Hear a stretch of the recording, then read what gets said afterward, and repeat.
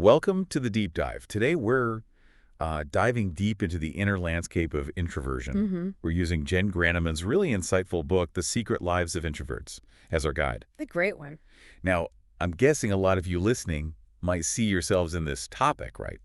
Or you definitely know people, friends, family, coworkers who are introverts. Yeah, for sure. So think of this deep dive as maybe a shortcut, a way to get a richer understanding, to move past the usual stereotypes. Exactly, and grasp what it really means to be an introvert today. Right.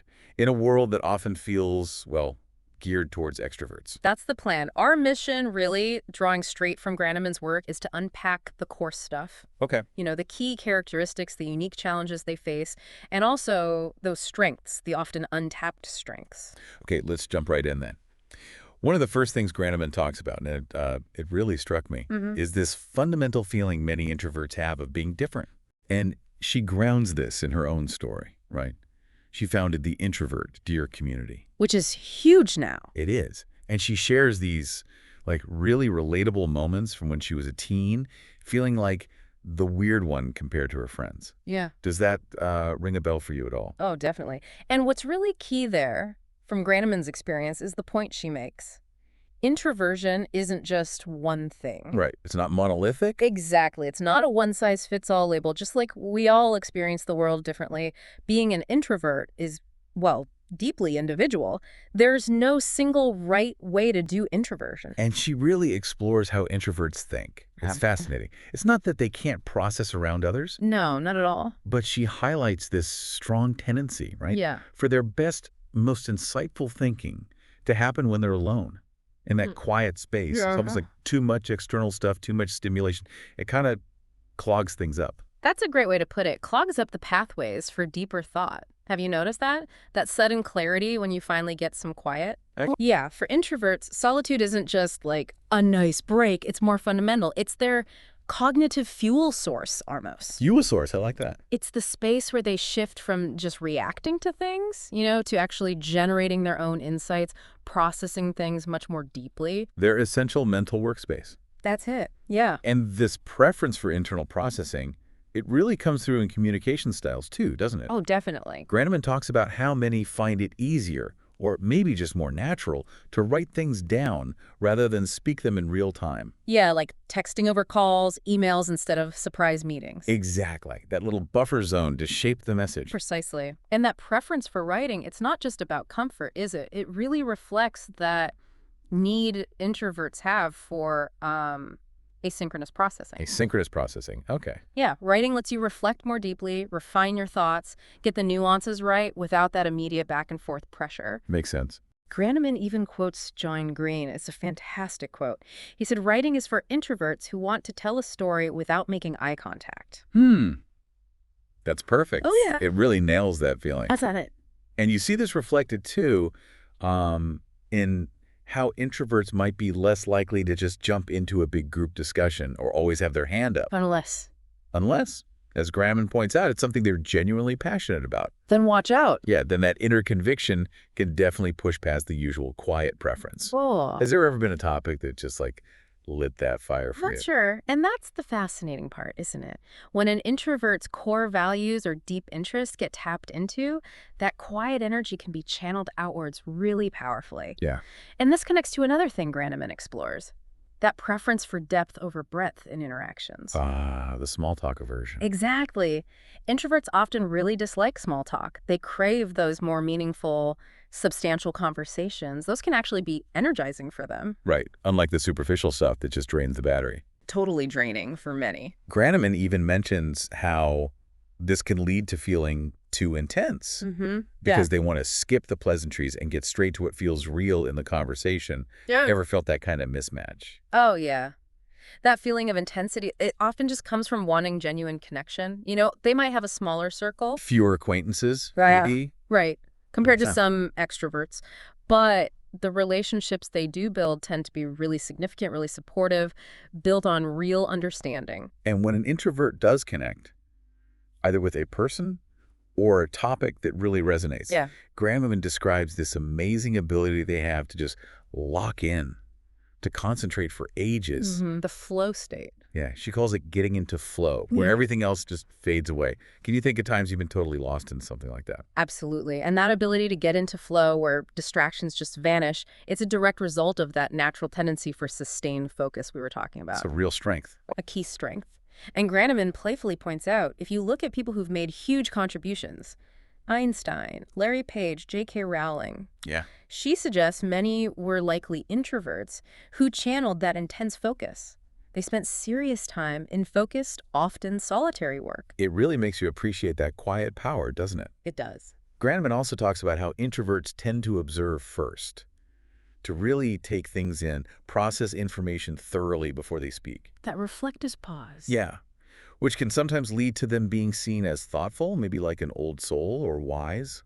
Ever had that label or known someone who did? It happens, and that reflective nature is so crucial. It's not about being slow. No. It's about depth. Processing on a deeper level, considering the nuances, the implications, formulating a considered response, not just a knee-jerk reaction. And it's important, Granneman really stresses this, it's not about being a hermit. Not at all. She talks about the introvert's two worlds, which I thought was beautifully put.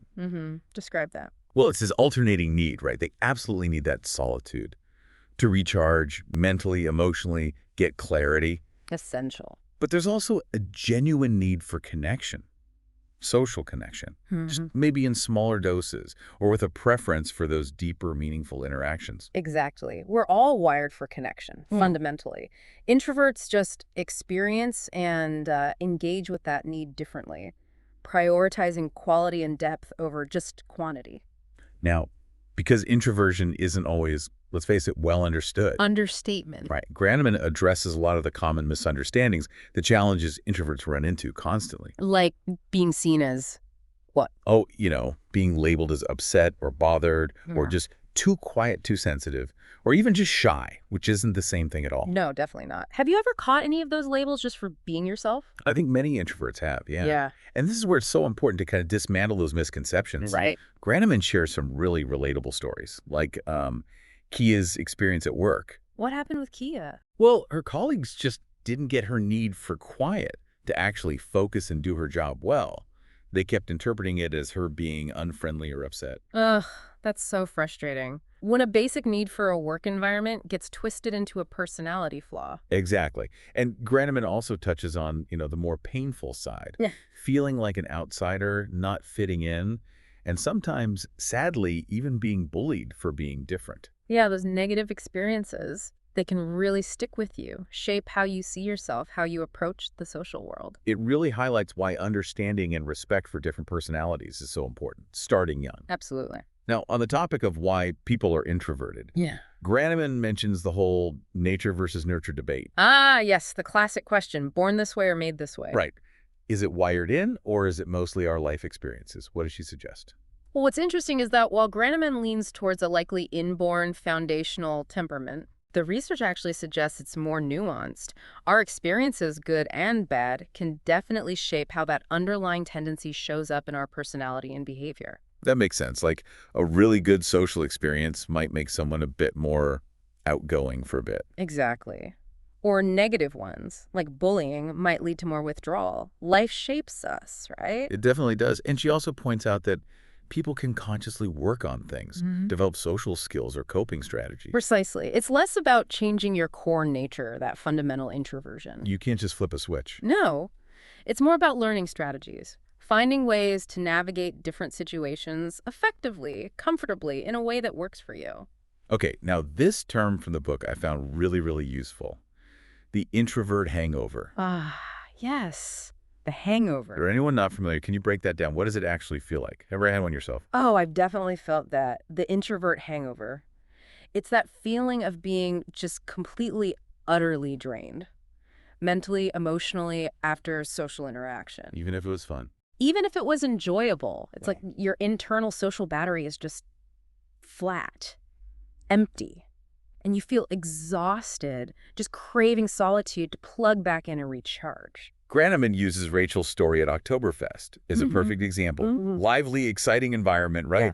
But the sheer amount of people, the noise, the sensory overload, Yeah.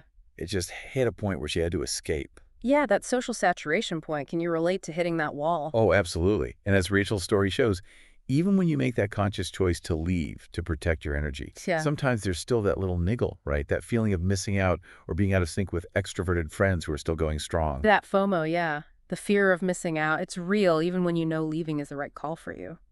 So, knowing this hangover is a thing, what can introverts actually do? What strategies does Granneman suggest for navigating social stuff better and maybe avoiding total depletion? Well, a big one she emphasizes is being selective. Okay. Choosing your battles, so to Yeah. speak. Kind of. Learning to prioritize events that seem like they'll offer more meaningful connection. And also just being really honest with yourself about your current energy levels. That quality over quantity thing again. Exactly. It keeps coming back to that. She also makes a good point about accepting there's no perfect decision, right? Totally. Sometimes you'll choose to stay home and maybe miss something fun. Other times you'll go and end up drained anyway. It happens. Mm-hmm. And giving yourself permission, this is key, permission to leave early if you feel that battery dipping low. Have you ever had to deploy the early exit strategy? Many times. Yeah. And it feels so much better than toughing it out. Right. And Granneman offers some great proactive tips, too, to minimize the hangover risk before it hits. Like what? Things like setting a time limit for yourself before you even go to the event. Okay, like a mental curfew. Yeah. And consciously taking little breaks during the event. Just step away, observe quietly for a few minutes. People watching can be surprisingly restorative. That's a brilliant tip. Still present, but without the interaction pressure. Exactly. And also making sure you build in alone time both before and after socializing to prepare and then to recover. Jackson Francis mentioned that too. Pre-recovery and a recovery time. Got it. Now, what about talking about all this with the extroverts in our lives? Ah, the communication challenge. Yeah, it can feel like speaking different languages sometimes, can't it? It really can. Granneman definitely highlights those common friction points in introvert-extrovert relationships. Often it boils down to those different social batteries. And different definitions of fun. Absolutely. What energizes one person might completely exhaust the other. So she really stresses how important it is for introverts to just clearly explain their needs. To avoid misunderstandings, hurt feelings. Yeah. She mentions Jonathan Rax's Caring for Your Introvert article, even though we don't have it here. The concept is there, helping extroverts understand the operating instructions. Right. What are some typical misinterpretations that clear communication helps fix? Well, often that need for quiet time gets read as being aloof or uninterested or even mad. Yeah, I've heard that one. So explaining, hey, it's not you, it's just me needing to recharge, can make a huge difference. It's not personal rejection. It's just how they function best. Exactly. And Granneman even gives some useful phrases, ways to say you need alone time or need to leave a party gracefully without making up weird excuses. That's helpful. Okay, let's shift gears slightly. Romance. Dating as an introvert. Ooh, yeah. That presents its own set of challenges, doesn't it? For sure. The whole small talk thing on first dates, that immediately jumps out as a potential minefield. Right. Ever found that initial getting to know you phase particularly awkward? Definitely. And Granneman also brings up how introverts might find it harder to discuss more intimate things like sexuality. She shares Justin's experience. The gay introvert. Yeah, who tended to keep his feelings very internal. It just highlights how introversion can sometimes add another layer to the vulnerability of opening up romantically. It's a powerful point. Being introverted can make it harder to feel fully seen, even in close relationships sometimes. Granneman also talks about introverts being seen as picky in dating. Is that just high standards? Or is there more to it? Well, high standards are part of it, sure. But Granneman offers an interesting angle. Sometimes being picky is about conserving that limited social energy. Ah, avoiding draining connections. Exactly. Investing time and energy in shallow or unfulfilling dates can be extra draining for introverts. But she also suggests something a bit counterintuitive. Oh. Temporarily lowering the picky bar slightly just to get more dating experience. To learn more about what you actually want and need in a partner through practice. Like dating R&D, research and development. Kind of. A learning process. She also mentions Michaela Chung's concept, the power of the push. Okay, what's that? It's about creating a little intrigue by not always doing the expected social thing, not always casing or being readily available. How would an introvert use that? Well, maybe not always initiating contact, creating a bit of space. Sometimes that little bit of unpredictability can actually pique interest, draw someone in. It flips the script a bit. Interesting. Playing it cool, but authentically. Sort of. But Granneman is also very real about the struggles. She shares Becky's perspective, acknowledging how hard it can be for single introverts actively looking for love. Yeah, Becky's description of her ideal partner really hit home. Someone who gets the introversion, understands the need for quiet. But also gently encourages them sometimes. Exactly, without being overwhelming. Finding that perfect balance sounds like the dream. And then there's Alex Libnan's story, which is really hopeful. The one who found love with an extrovert. Yes, an extrovert who really respected her need for quiet time. It shows how different personalities can absolutely thrive together when there's that mutual understanding and acceptance. It's a great reminder that difference isn't always conflict. It can be complementary. Definitely. Huh. Though Granneman does briefly mention that even introvert-introvert couples aren't immune to challenges. Really? What kind of issues can come up there? Well, sometimes their needs for alone time might not sync up. Just because both are introverts doesn't mean they recharge identically or simultaneously. Ah, okay. Like one needs quiet while the other feels like connecting. Exactly. And there's also a potential risk, she notes, of the couple becoming too isolated if both consistently choose solitude over engaging with the outside world together. Finding that balance again. Okay, let's talk breakups. Everyone goes through them. Unfortunately, yeah. Granneman offers some really specific, thoughtful advice for introverts navigating that heartbreak. What's her approach? It really centers on self-compassion and leaning into that natural introspective tendency, but in a healthy way. So what does that look like? Things like allowing yourself time and space to actually feel the emotions, letting yourself cry, but also maybe setting a gentle time limit on the really intense wallowing phase. Okay, acknowledging the pain without getting stuck indefinitely. Right. And a big one, resist the urge to cyberstalk the ex. Constantly checking their social media just keeps reopening the wound. Oh, that's such a hard one, but so crucial for healing, that virtual tether. It really is. And she also stresses balancing that necessary alone time for processing with getting out and doing restorative things, like spending time in nature. Why is nature specifically so good for introverts, especially then? Well, nature often offers that sense of calm, that tranquility that can be incredibly soothing, right, without the demands of social interaction. Yeah. Granneman suggests gentle things, walks, hikes, even just sitting in a park with a book. Quiet reflection, connection with something bigger than yourself. That makes a lot of sense. Okay, zooming out again to relationships more broadly, Granneman points out some common friction points for introverts, Like what?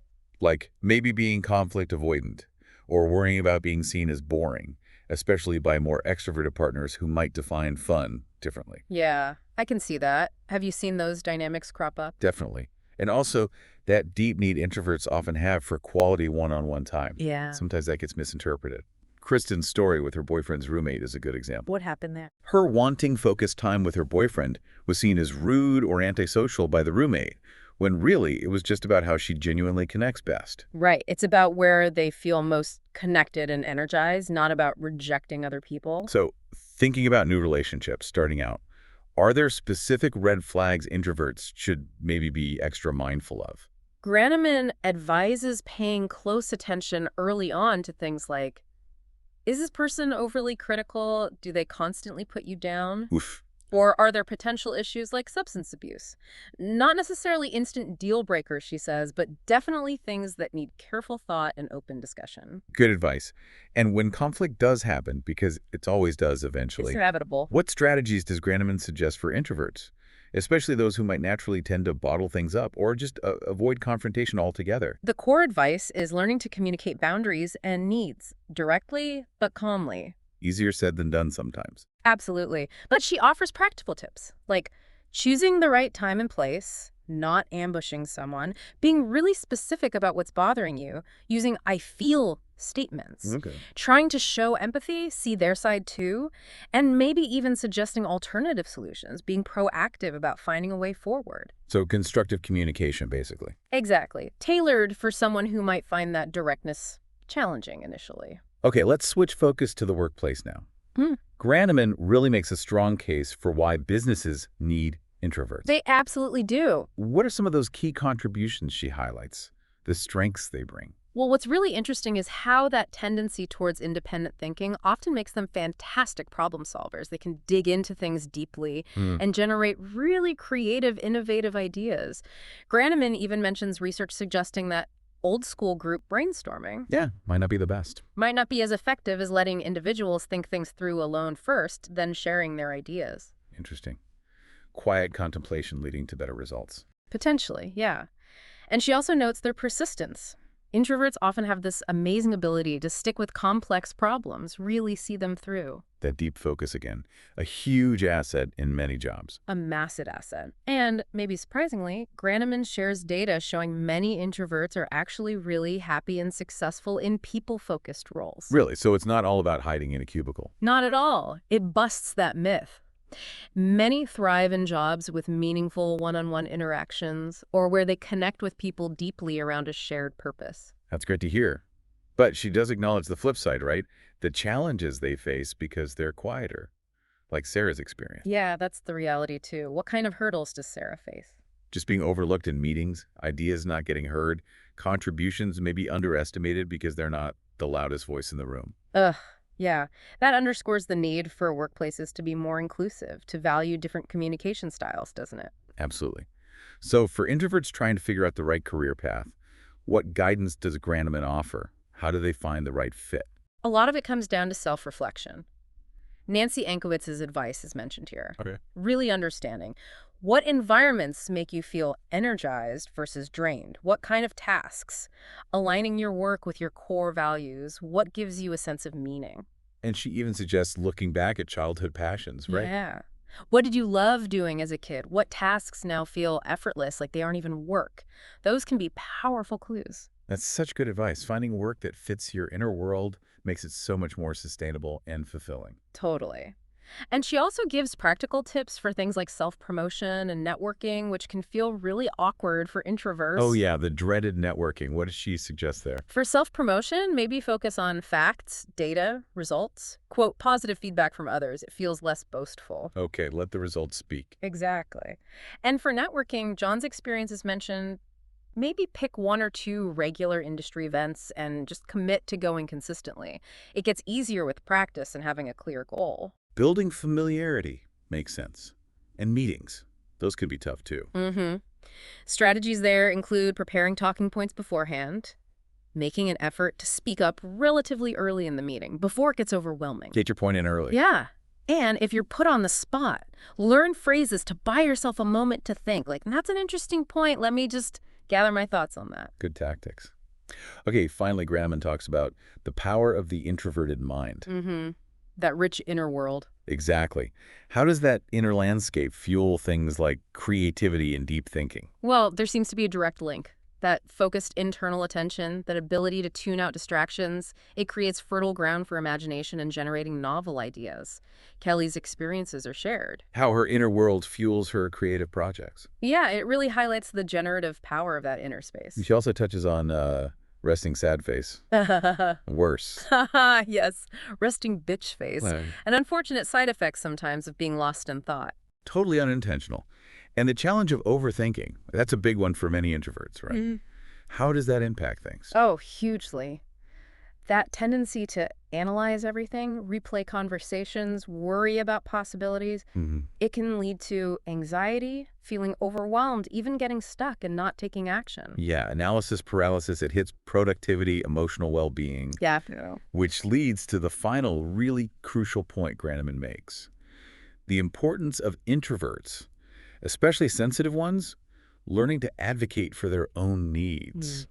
Speaking up. Why can that be so hard, and why is it so essential? Well, it can be hard because of that natural empathy, right? Yeah. Worrying about upsetting others or how they'll react. Yeah, not wanting to rock the boat. Exactly. But as Lauren's insights really drive home, if you don't speak up for your needs, they often just get ignored or steamrolled. And the consequences of that build up over time. They do.